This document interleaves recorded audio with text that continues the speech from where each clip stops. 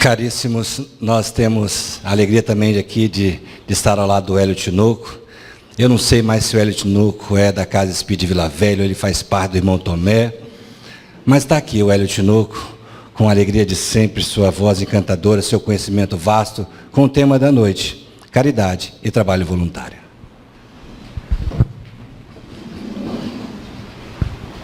Esse Clebinho deixa a gente inibido, né? Meus irmãos e minhas irmãs queridos e queridas aqui da Sociedade de Estudos Espíritas, irmão Tomé, amigos de outras casas, co-irmãs que nos visitam, em especial aqueles que aqui vêm hoje pela primeira vez, muito boa noite a todos nós. Queria começar essa reflexão falando de caridade, de trabalho voluntário, que a proposta será fazer uma ligação, um entendimento, nos levar a uma reflexão, será que o trabalho voluntário é caridade? Será que eu consigo transformar trabalho voluntário em caridade? Qual é o objetivo? Qual é a visão espírita? No entanto, antes eu queria convidá-los a uma reflexão, para entendermos que estamos vivenciando agora, nesse instante, o momento mais importante da nossa história de espíritos imortais. Esse momento, nós podemos tomar novas decisões, escolher melhor, ter um posicionamento mais centrado, talvez nos desafiar a tentar trazer as verdades do Cristo para uma vivência rotineira. Tudo que nós vivenciamos daqui para trás, queridos, é imutável, nós não podemos mudar de forma alguma. No entanto, abre-se diante de nós uma ampla possibilidade real, verdadeira, de fazermos a diferença. Podemos sair daqui com o coração leve, aceitando o passado, como bem Brunella colocou na prece, deixando para trás nossos resquícios, nossas dores, sombras, e alimentar a esperança e o otimismo, baseado no apoio de Jesus, na revelação que o próprio Nazareno nos fez em certa ocasião, onde ele disse-nos que faríamos as obras que ele fez e ainda poderíamos fazê-las maiores. Jesus enxerga em você as suas potencialidades, que muitas vezes nós mesmos não nos vemos, não enxergamos, e nos tornamos autocensuradores, críticos, condenadores de nós mesmos, por conta de um equívoco de interpretação. Todos nós estamos em evolução. Todos nós ainda cometemos erros. Todos nós merecemos uma segunda chance. E Jesus nos convida a essa noite, nos darmos essa segunda chance. O pano de fundo da palestra, o tema, caridade e trabalho voluntário, vai servir para que ao longo da nossa conversa, a gente traga essa realidade, de que você merece começar de novo. Você merece, você precisa se dar essa chance. Errar faz parte do processo. Os filósofos dizem que o erro não existe. O erro é uma etapa do acerto. Precisamos nos perdoar, compreender a nossa limitação e daqui em diante, renovados na fé e no otimismo santo, seguirmos decidido a conquistar dias melhores e reescrever páginas melhores na nossa história. Há uma fala de Chico Xavier, para começar a palestra, onde Chico teria dito: cada dia que Deus nos dá são como páginas em branco no livro da vida. O que vamos escrever nelas corre por nossa própria conta. Podemos escrever páginas de amor, páginas de perdão, de caridade, de trabalho, de luta e páginas de vitórias. Vai depender apenas da nossa escolha. Vamos ao tema então, meus irmãos? Caridade e trabalho voluntário. O que é caridade? Para nós compreendermos que há uma diferença. Nós podemos algumas vezes fazer uma ação de benevolência para com alguém, podemos elevar uma cesta básica ou então um auxílio financeiro, e essa atitude não ser caridade. Qual é a diferença? Allan Kardec, interessado nesse conceito, aproveitando a presença de amigos superiores, espirituais superiores, investiga e pergunta na questão 886, qual o verdadeiro sentido da palavra caridade, como entendia Jesus? Meus irmãos, a nossa busca é pelo entendimento de Jesus.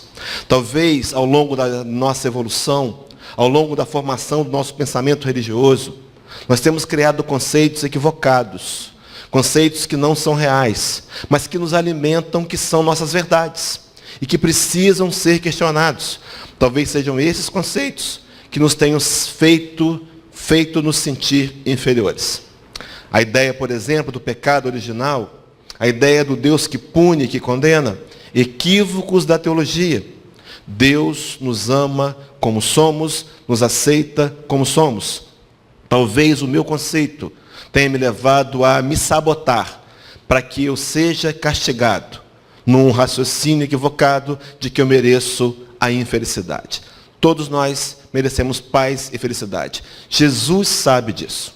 Há uma fala de Emmanuel no livro A Caminho da Luz, onde Emmanuel vai, de forma muito poética, dizer que o planeta em que Jesus atingiu a perfeição moral já virou poeira dos sóis. Explodiu há bilhões de anos. No entanto, meus irmãos, essa fala, nas entrelinhas, fica muito claro. Jesus passou pela situação muito semelhante à nossa. Viveu no mundo de provas e expiações, um mundo que migrou para a regeneração, viraria um mundo feliz e mais tarde celestial. Ele sabe o que é sentir dor. Ele sabe o que é o desemprego. Não sei se é exatamente como agora, mas ele sabe quais são as nossas provações. Ele sabe a minha dificuldade em enfrentar a vida. E mesmo assim, ele me valida. Ele me aceita, ele me sustenta, ele me fortalece, ele me diz para seguir adiante. Mas diante da pergunta de Allan Kardec, buscando o entendimento de Jesus, os amigos espirituais vão responder uma única resposta em 3 partes. Vão dizer primeiro que caridade é a benevolência para com todos.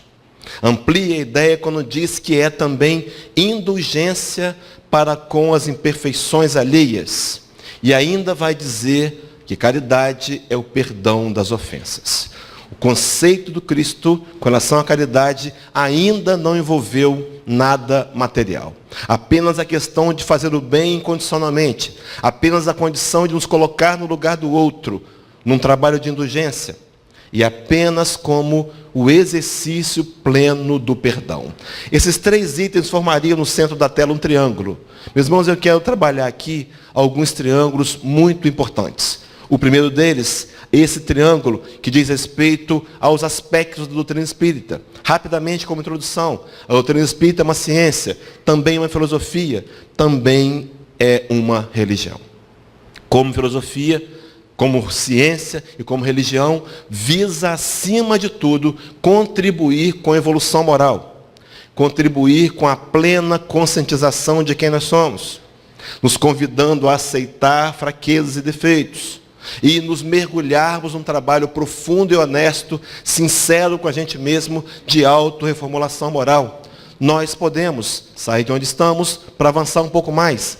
No conceito ciência, por exemplo, há uma fala no preâmbulo, lá no capítulo 1 do Evangelho segundo o Espiritismo, no item 5, aonde Allan Kardec vai dizer: o Espiritismo é a ciência nova que vem revelar aos homens, por meio de provas irrecusáveis, a existência e a natureza do mundo espiritual e de suas relações com o mundo corpóreo.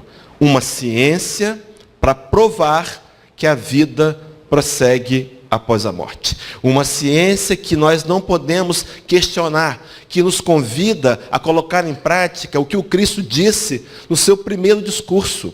Ele sairia pela Galileia, pela Judéia, repetindo a fala de João Batista, o seu primo, dizendo: arrependei-vos, porque é chegado o reino de Deus. Arrependimento é voltar atrás, é ser flexível, é repensar a minha posição. No entanto, ele diz: porque é chegado o reino de Deus.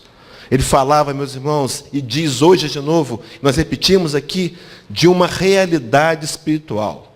Nós somos seres espirituais.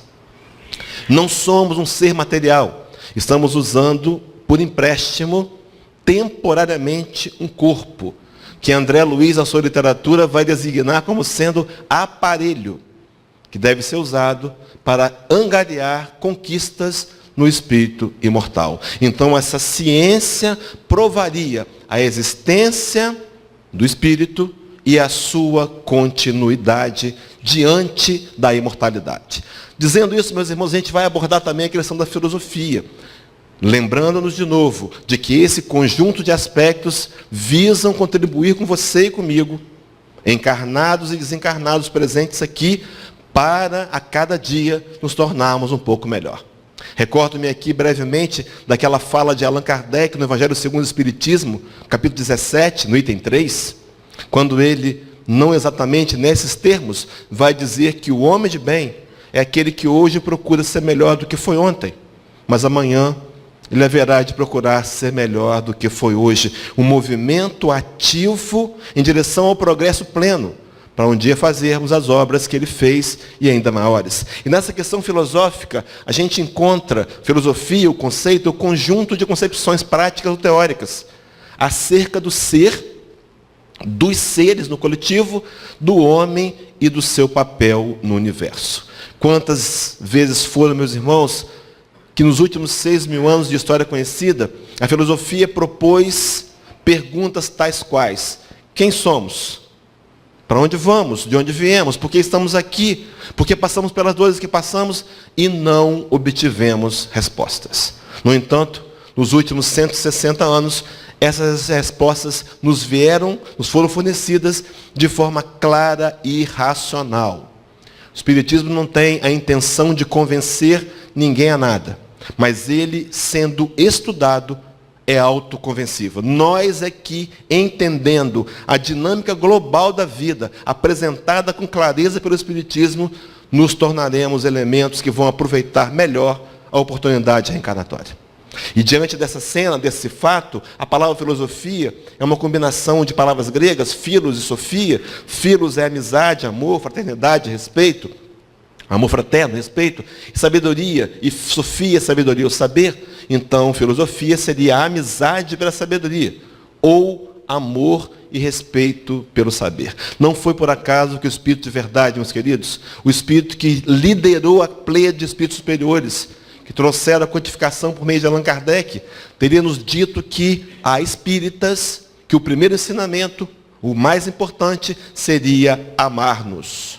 Mas o segundo seria instruirmos-nos. Será que eu tenho aproveitado a oportunidade da vida para criar uma instrução que produza em mim resultados que reflitam no espírito mortal que eu sou? Ou talvez ainda tenha desperdiçado meu tempo, acreditando que preciso investir em algo material? Também é preciso cuidar da matéria.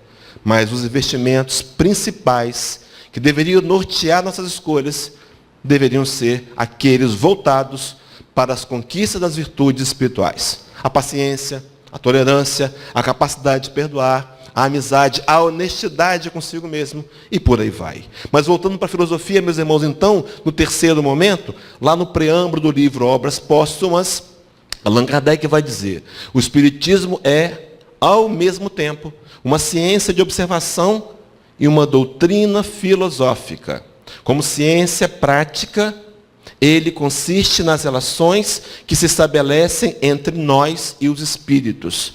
Sempre ocorreram. A história da humanidade toda, sem termos como explicar, criamos os fantasmas, criamos as almas penadas e por aí vai. Mas a ciência vem explicar. Mas como filosofia, compreende todas as consequências morais que demandam dessas mesmas relações. Meus irmãos, se nós entendermos e aceitarmos e compreendermos e sentirmos que somos espíritos e que os nossos valores principais a serem conquistados são no espírito mortal, deveriam ser, as questões materiais perderiam intensidade.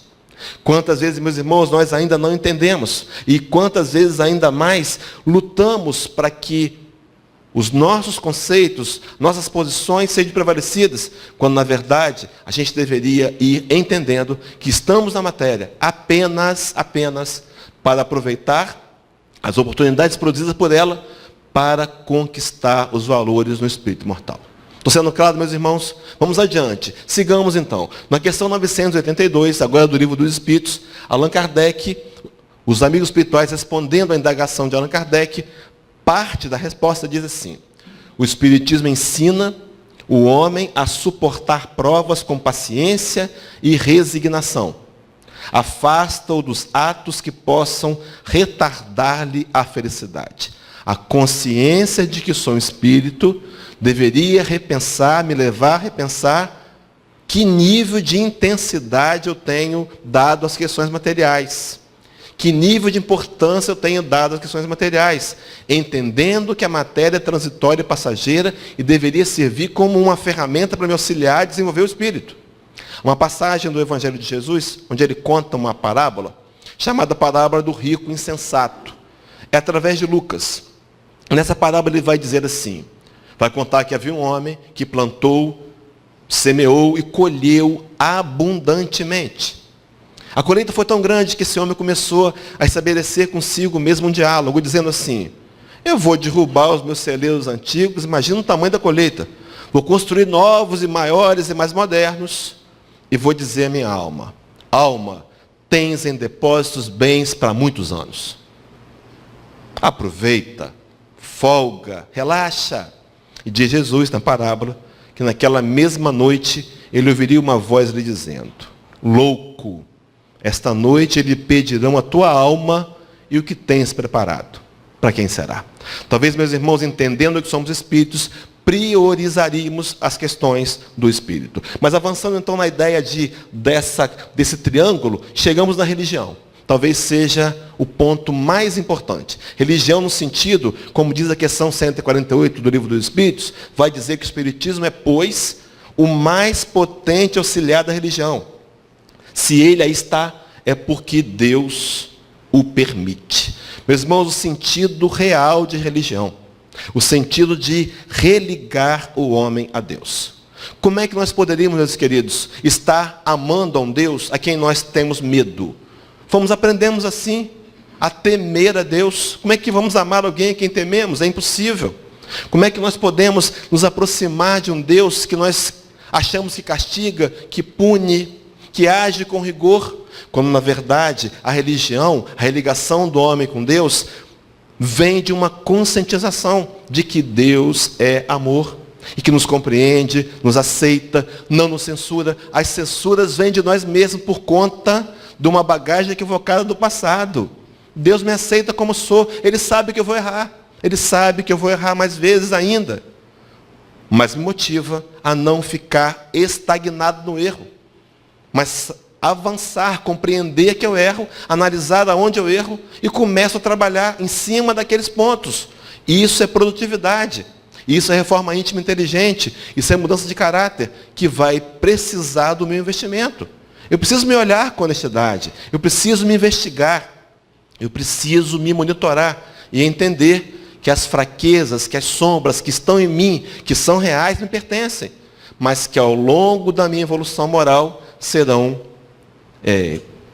dirimidas com o tempo. Mas a verdade é que a religação do homem com Deus depende desse conceito filosófico, científico e religioso espírita.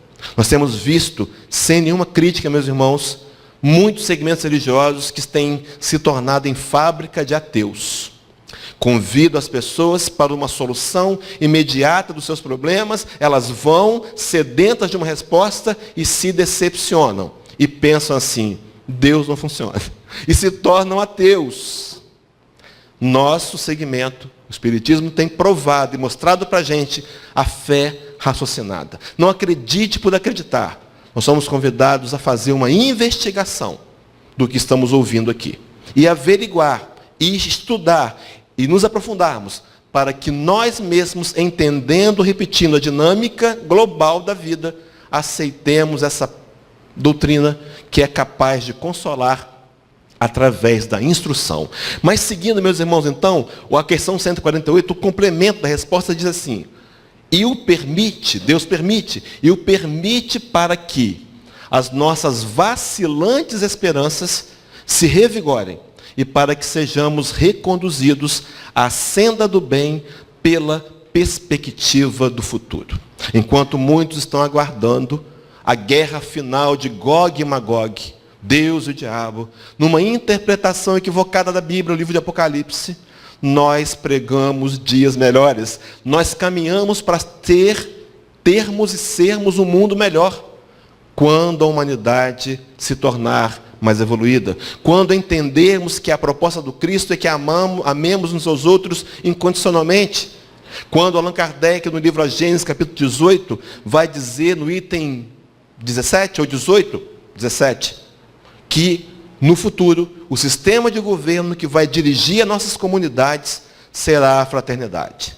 Meus irmãos, imagina nós entendendo que todos somos irmãos. Então, nenhum de nós permitiria que o mais fraco passasse por provações, passasse por fome e vivesse na miséria. Há pouco tempo atrás, pesquisando uma palestra na internet, encontrei uma pesquisa feita por um grupo de cientistas internacionais, onde eles coletaram lixos, porções de lixo, amostragem de lixos das principais capitais do mundo. E descobriram que 1/3 do lixo é alimento desperdiçado. 1/3. E fizeram contas matemáticas, chegaram à conclusão de que o lixo do mundo, o alimento desperdiçado, alimentaria os famintos. Não é alimento que está faltando. Está faltando entender Jesus, da visão espírita. O Jesus que me motiva, que me move a fazer ação no dia a dia, sem ser da boca para fora. Para me tornar, como diz Paulo de Tarso, carta viva do Evangelho. Onde as pessoas enxergam em mim alguém que está pelo menos não cuidando melhor do lixo. Porque nós sabemos que não podemos mudar a humanidade, mas podemos mudar a nós mesmos. E mudando a nós mesmos, em consequência disso, mudaremos o mundo. A sua responsabilidade, a minha responsabilidade, é mudar a mim mesmo. Mudar o meu conceito, que vem pelo entendimento racional. Então eu não mereço punição e condenação. Eu cometi erros porque a minha história me permite errar. Meus irmãos, observem só um aluno de 3ª série do ensino fundamental. Está lá com seus 6 anos, 7 anos, e eu vou pedir que ele resolva uma equação do 2º grau. Ele não vai dizer, tio, eu não sei fazer isso. Ele merece condenação? Não merece. Ele merece ser esclarecido, ser trabalhado, assim como Deus tem feito com nós. Com cada um de nós. Mas seguindo, meus irmãos, então, Emmanuel, no livro Consolador, no item definição, vou só ler o texto, ele diz assim: podemos tomar o Espiritismo simbolizado desse modo, como um triângulo de forças espirituais. Vejam, a ciência e a filosofia vinculam à Terra essa figura simbólica, porém a religião é o ângulo divino que liga aos céus. Na questão 1009 do Livro dos Espíritos, Paulo de Tarso, desencarnado, agora assina como Paulo, apóstolo, ele vai dizer que a humanidade gravita em direção a Deus. Nós caminhamos como parte da humanidade em direção a Deus, a cada dia mais próximo de Deus. Mas essa aproximação pode acontecer mais rápida se eu fizer investimento, se eu buscar na literatura, nas palestras, no dia a dia, na convivência com as pessoas, ingredientes mais espirituais, para que eu possa, então, entendendo a maneira de agir proposta por Jesus, a avançar para conquistar luz. Isso é religião, isso é o lado divino, é o ângulo divino. Agora observem só, no seu aspecto científico e filosófico, a doutrina será sempre um campo nobre de investigações humanas, como outros movimentos coletivos de natureza intelectual, que visam o aperfeiçoamento da humanidade. Então a visão, a vertente, ciência e filosofia do Espiritismo também vai visar o aperfeiçoamento moral da humanidade. Agora vejam só, para concluir, no aspecto religioso, todavia, repousa a sua grandeza divina,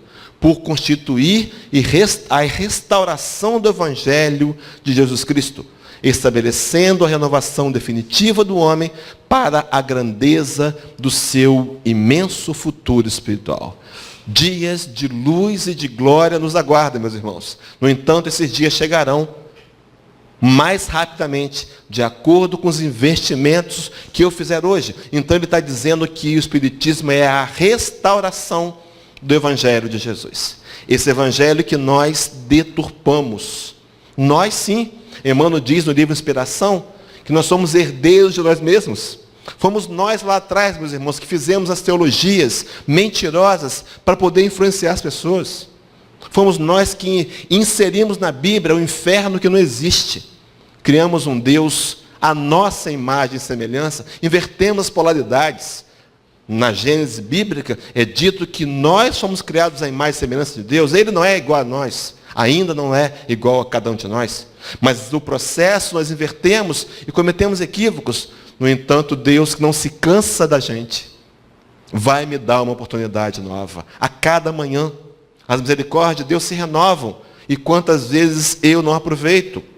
Já acordo me condenando, acessando ontem os erros de uma evolução infantil.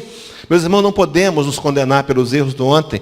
Precisamos aproveitar essa filosofia, essa religião, essa religação real do homem com Deus para trazer benefícios vivenciais. Deitar a cabeça no travesseiro, com consciência tranquila, em paz.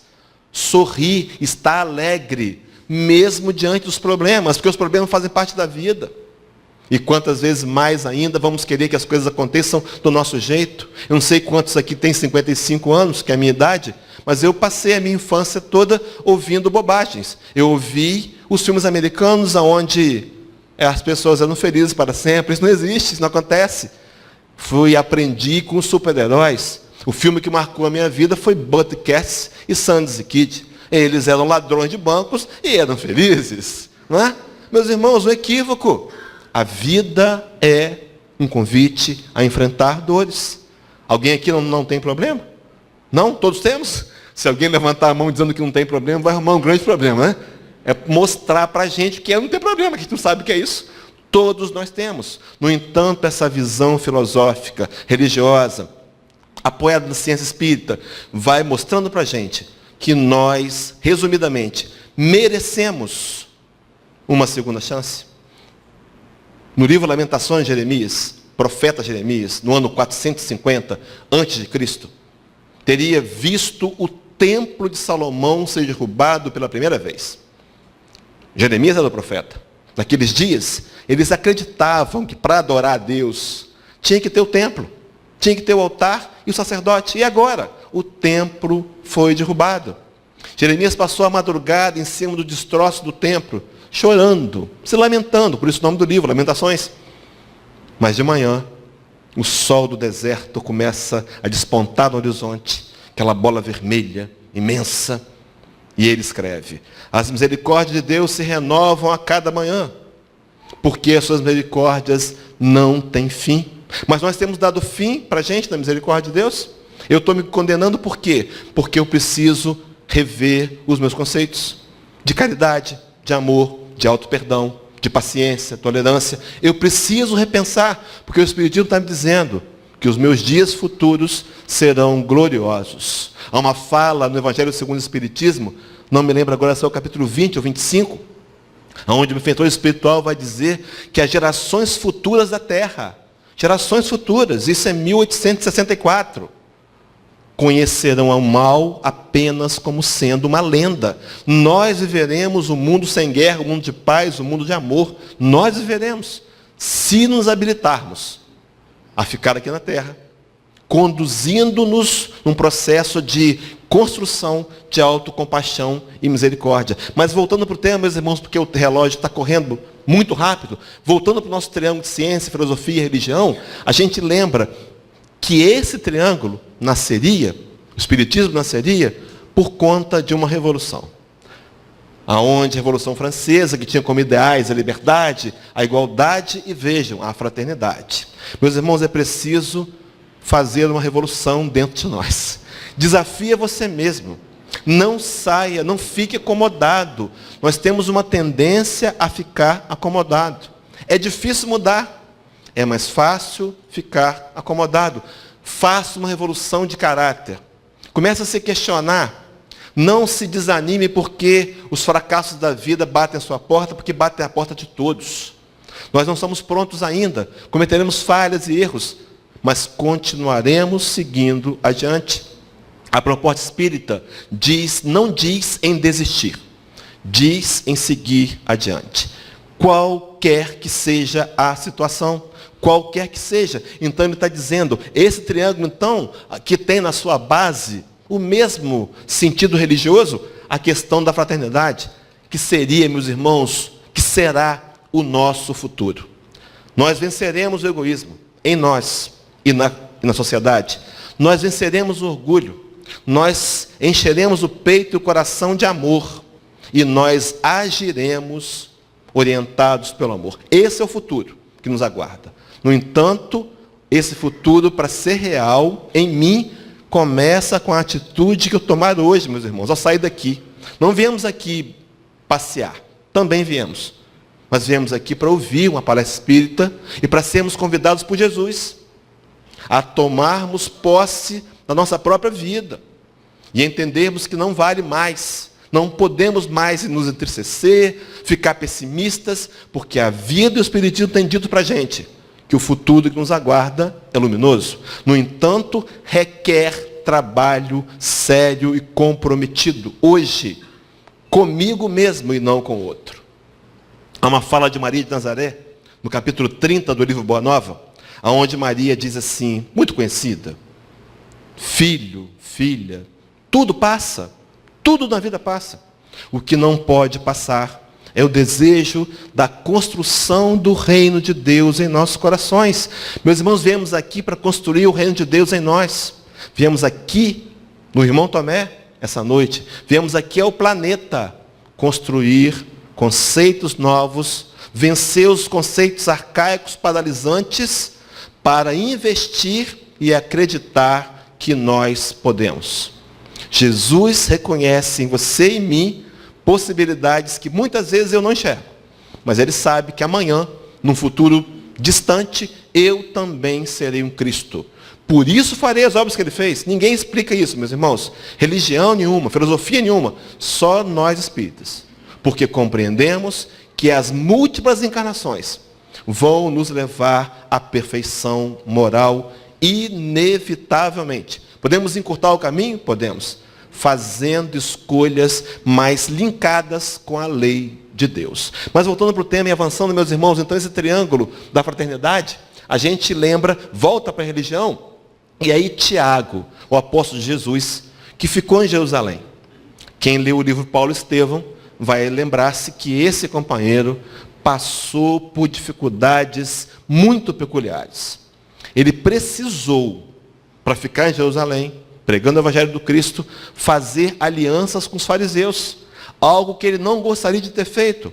Mas esse homem, apesar de ter cometido erros e falhas, segue a sua caminhada adiante. E vai escrever assim, falando de religião, ele vai dizer, a religião pura e imaculada para com o Pai, para com Deus o Pai é esta: visitar os órfãos e as viúvas nas suas tribulações e guardar-se da corrupção do mundo. Duas frontes de trabalho trazidas por Tiago. Meus irmãos, primeiro, talvez a ordem não seja muito a mesma que eu vou dizer aqui agora, mas primeiro cuide de estar atento aos seus comportamentos. Policie-se, vigie-se, esteja atento, evite os erros repetitivos e voluntários. Procure corrigir, mas ao mesmo tempo ele fala da ação caridosa. Ele fala de visitar órfãos, ele fala da atitude. E é o próprio Tiago, ainda num pensamento aprofundado, capítulo 2 agora, os versículos 14 e 17, onde ele diz incisivamente, meus irmãos, que aproveita alguém dizer que tem fé e não tiver obras? Porventura a fé pode salvá-lo? Assim também a fé, se não tiver obras, é morta em si mesmo. Fé sem obras é morta em si mesmo. Será que a minha fé por si só pode salvar? Não, mas as obras podem salvar. O conceito de salvação, um outro equívoco do passado. Criamos uma teoria, uma filosofia teológica chamada salvacionismo. O simples fato de eu aceitar Jesus como meu Salvador me garante a entrada no paraíso, né?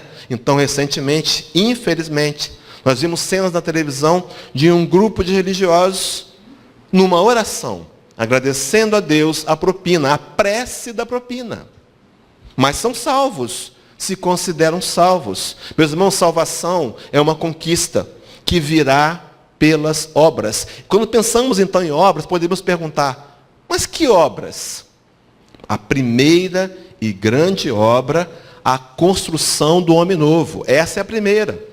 A construção do reino de Deus em nossos corações, que vai refletir também nas obras externas, nas obras que fazemos com aqueles com quem convivemos, se conhecemos ou não. Mas observem só, meus irmãos, essas obras então levariam um outro triângulo. As obras deveriam ser feitas, direcionadas para glorificar a Deus. Quantas vezes fazemos o contrário? Queremos fazer até alguma ação, mas precisamos do reconhecimento, né? Queremos ser notados. Talvez seja necessário repensar esse comportamento. Meus irmãos, prestem atenção no que eu vou dizer agora. Todos nós aqui somos seres necessitados. Não se permita acreditar que você não é. Todos somos necessitados. Mas também, ao mesmo tempo, somos necessários. Jesus conta com você.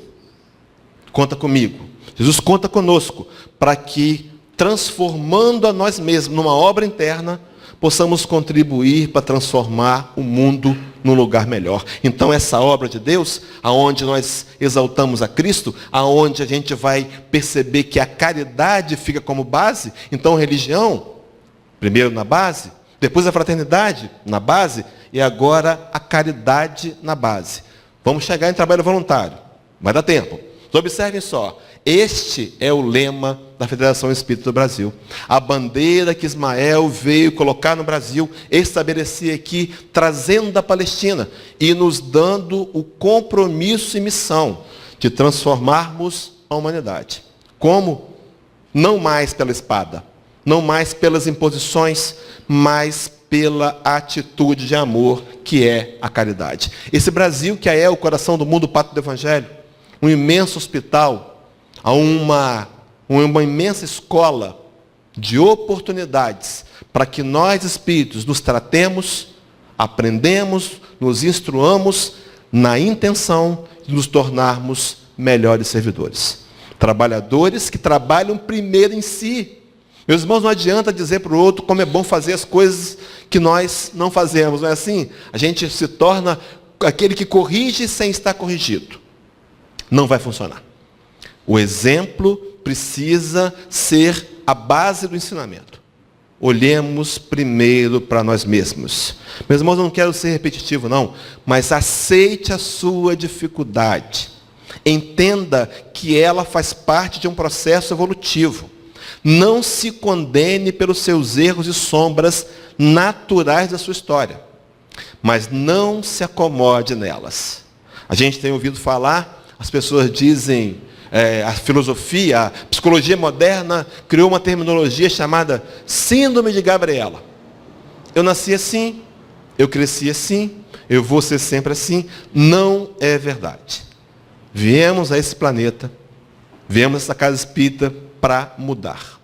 Hoje, agora. Chico Xavier, numa outra frase muito linda, ele vai dizer: ninguém pode voltar atrás e fazer um novo começo. Meus irmãos, ninguém te inclui. Não se iluda, ninguém pode voltar. O passado está pronto. Aquele aborto, aquela falcatrua, aquela negociata ilícita, está grafada.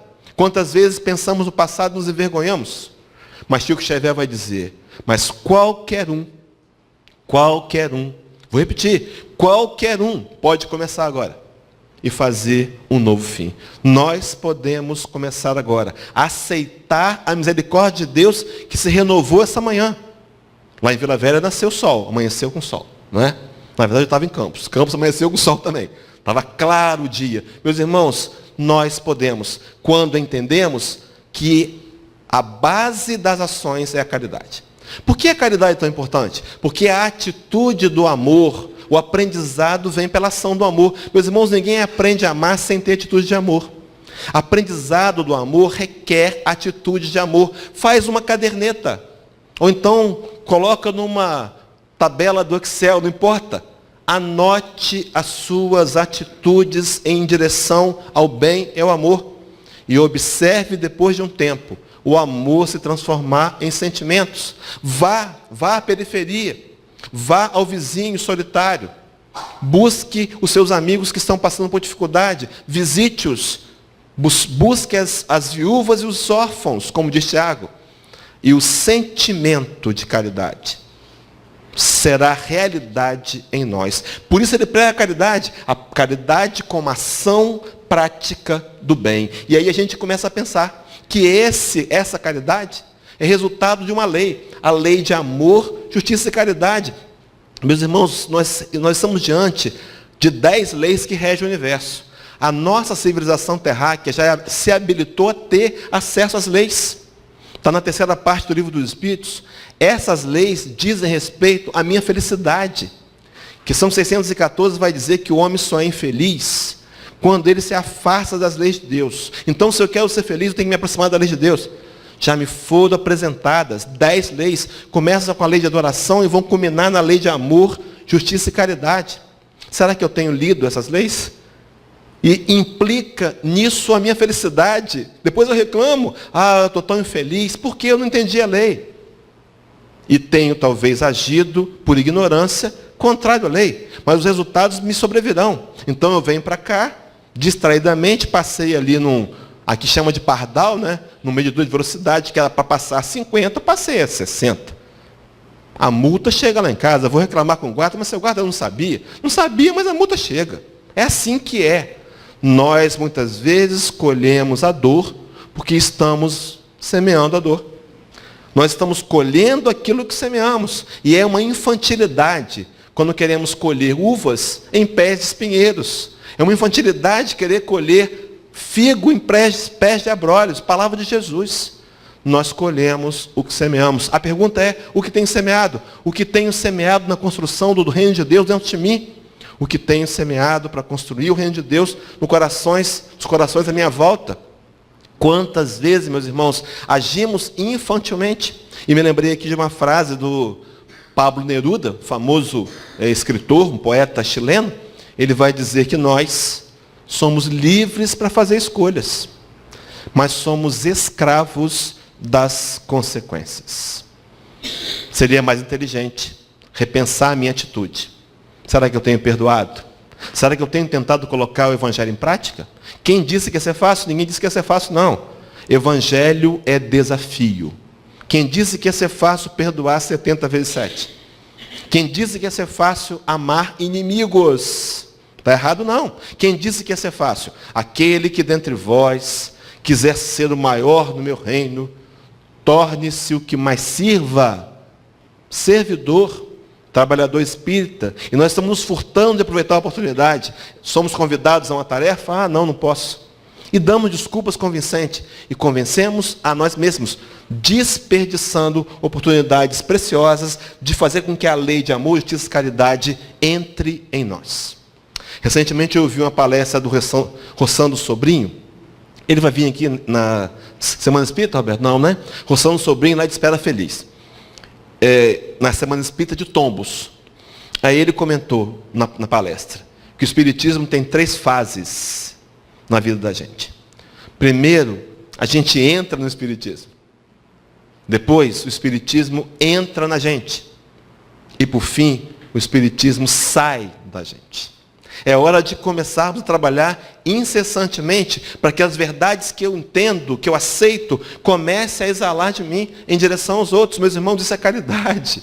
Isso é o amor em ação. Então a gente entra no trabalho voluntário.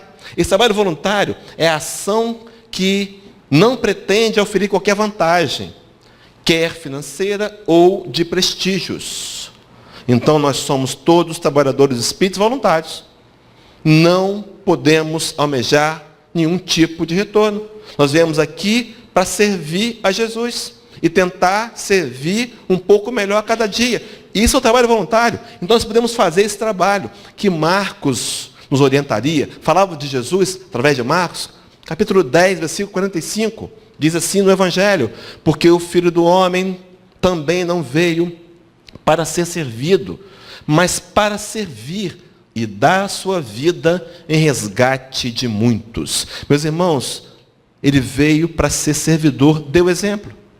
Eu me lembro uma frase do Augusto Cury, onde ele diz assim: muitos empregados querem ser empresários. Muitos empresários querem ser políticos. Muitos políticos querem ser deuses. Muitos políticos querem ser reis. Muitos reis querem ser deuses. Mas aquele que ficou conhecido como filho de Deus quis ser servo. Ele veio dar o exemplo de simplicidade e de trabalho em benefício do outro. E nós queremos ficar na acomodação? Meus irmãos, é hora de despertar. Essa encarnação é fundamental. Não estamos aqui na nova era por acaso, na transição do orbe por acaso. Não viemos espíritos por acaso. Viemos para fazer um trabalho sério com a gente mesmo, de auto-melhoramento. E, em consequência disso, estender o benefício para o outro. É o trabalho voluntário. Esse trabalho que pode ser feito de 3 maneiras. Primeiro, eu posso tomar ações de iniciativa pessoal, individual, eu posso. Passei pela rua, está ali um andarilho, alguém sentado na calçada, eu vou até o restaurante, compro uma marmitex, trago para ele. É uma ação voluntária.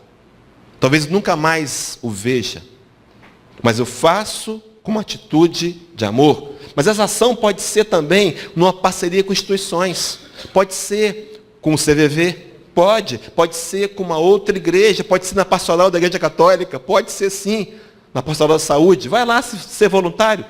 Nós podemos ser voluntários em parcerias coletivas, mas podemos e devemos especialmente ser voluntários na casa espírita. Nós somos espíritas. A nossa casa tem inúmeros trabalhos. Precisamos nos inteirar de que trabalhos são esses. E perguntar à liderança onde é que eu posso ser útil. O que eu posso trazer? O que eu posso fazer? Sabe por quê, meus irmãos? Porque eu vou ajudar alguém e vou estar primeiro me ajudando. A minha atitude voluntária vai desenvolver sentimentos.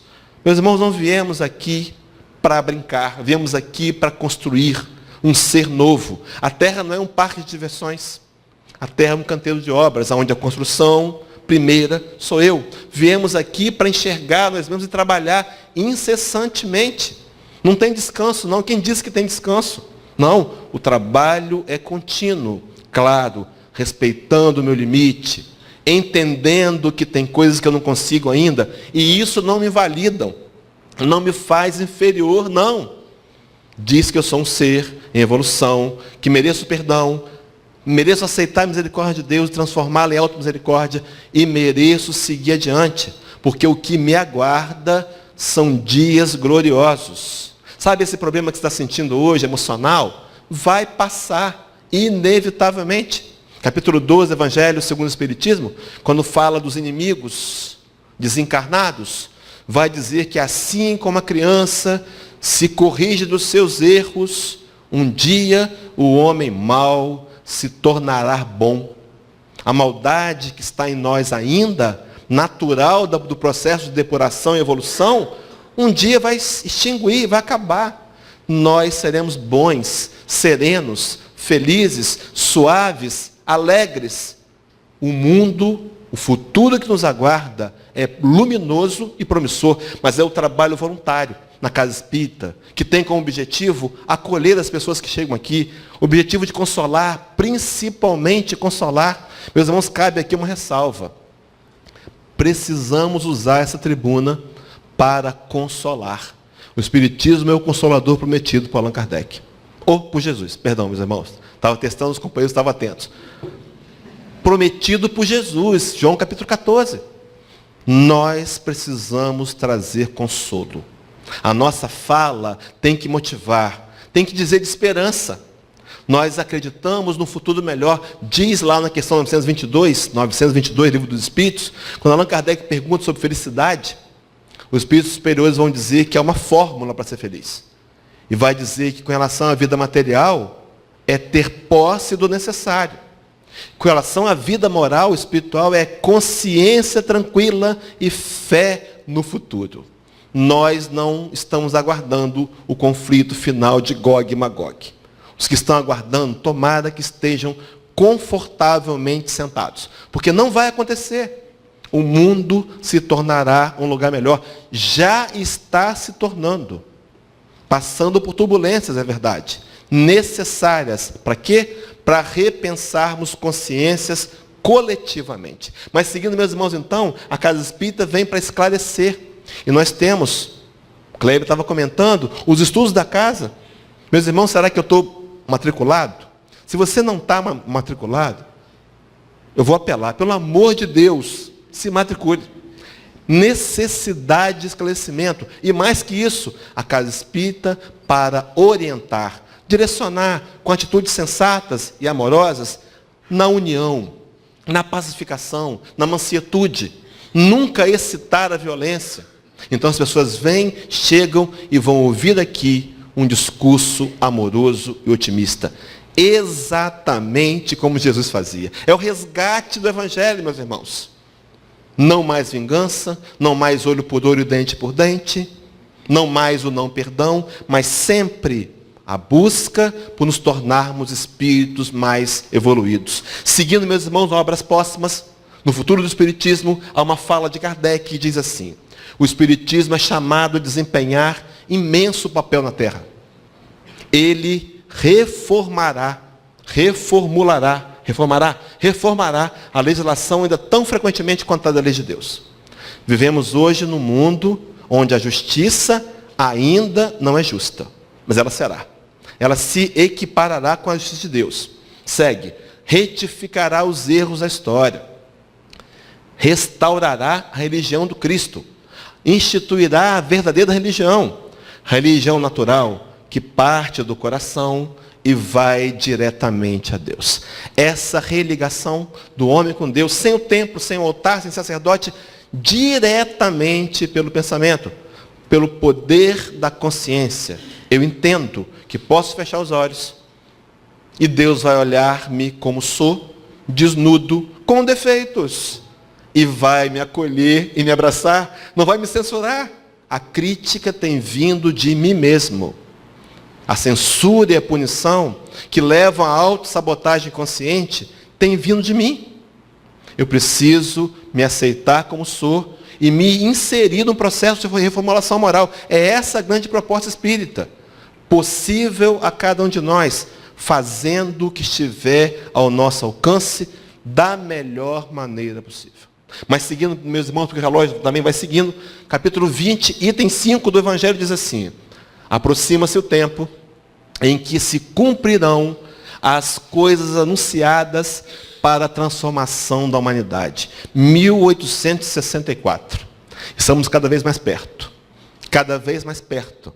Estamos vendo, meus irmãos, fenômenos acontecerem, sociais acontecerem, comoções. As pessoas estão voltadas para as questões espirituais. Já contei isso aqui na palestra que fiz anterior, acho que foi numa terça-feira. A minha sogra, ela é católica, frequenta uma igreja lá na Praia da Costa, igreja Perpétuo Socorro.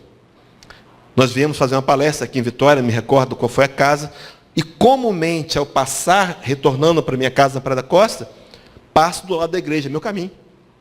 A igreja estava fervendo de gente. Estava chovendo.